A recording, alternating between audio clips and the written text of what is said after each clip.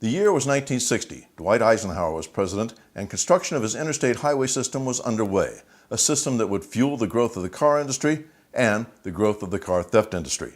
The average price of a new car was $2,600, and thieves drove away with 328,000 vehicles across the country that year.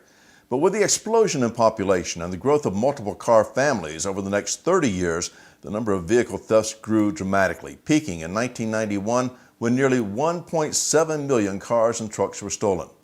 The theft problem grabbed the attention of law enforcement and the automakers. Increased arrests and stiff jail terms made an impact in the 90s, but the introduction of anti-theft technology tied to the ignition systems in the late 90s was the major factor in stemming the tide of vehicle thefts. Even though vehicle registrations increased from 1991 until 2008, the theft rates plummeted from 863 per 100,000 registered vehicles to 374. Registrations have leveled off in the past decade, but the theft rate has continued to fall to about 280 thefts for every 100,000 registered vehicles last year. Today, law enforcement is depending on technology to target theft rings.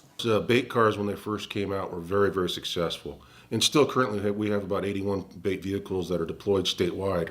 Over time, though, because of the popularity of television shows and that the secret getting out, they're not as effective as they once were. However, they are still a very effective tool in our undercover operations, which subsequently end up in a bait car operation. As the bait cars have kind of waned a bit, the success of the LPR technology has really bloomed.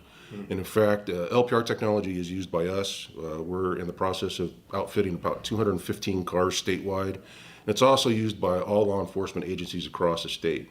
The price of a new car today would buy a dozen cars back in 1960, but the odds of having it stolen are continuing to skew in your favor, not the car thieves. Late model cars are very difficult to steal unless you leave them unlocked with the keys in the car.